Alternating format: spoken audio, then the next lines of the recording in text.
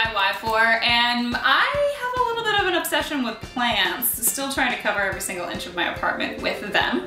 Today I'm going to show you how to put together a plant stand. They seem to be a very popular trend. You can see them all over Pinterest, and they're really easy to make. There's a lot of different ways you can go about putting one together, but I think today I might have found the easiest, cheapest way to make a plant stand.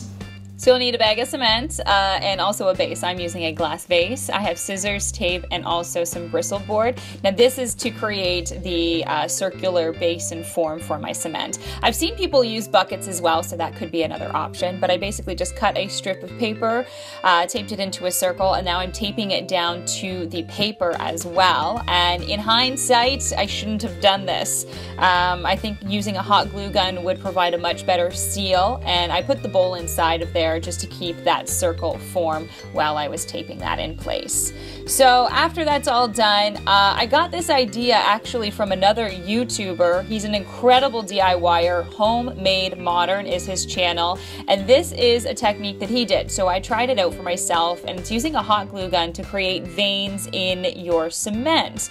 So you can get creative, make them thick, thin, connect them however you want. I only did a couple, and I also kept it up along the sides of the form here so that the veins would continue. Next, you're going to need to mix up your cement. So grab a bucket and some accurate measuring glasses. I'm using mugs. Really just follow the directions on your mix that you're using and mix it to the right consistency. This is what I ended up with here. And once that's all done, you're basically just going to pour it into your form, and then you want to get it all flattened out and make sure you shake out all of the bubbles. So vibrate it in any which way. I patted down the sides. You're just trying to get rid of all of the bubbles within your mixture and kind of make it a flat base there at the top.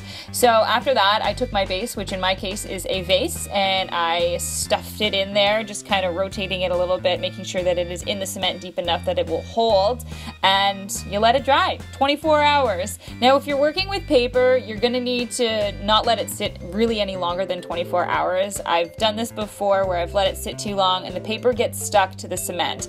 This way it's still a little bit damp, so it peels off really, really nicely, and as you can see here on the top, that's actually just the glue, so it pulls off really easily and it reveals those veins that we are later going to paint. So because my mold wasn't great, as you can see it didn't hold very well, I'm just sanding down some of the edges because I had a little bit of leakage. Again, if you use a hot glue gun, I think it'll work a lot better. So now for these veins, I'm going to paint them with just metallic gold paint. Again, this idea comes from HomeMadeModern, a great DIY YouTuber. He's phenomenal. I will leave a link to his page, and you can see how he did this because this is a simplified version of the technique that he did, because he actually fills it and it's completely flat on the top. I just couldn't find the products that he was working with. So again, I'll leave that linked below. You can check it out, and this is my simplified version of that.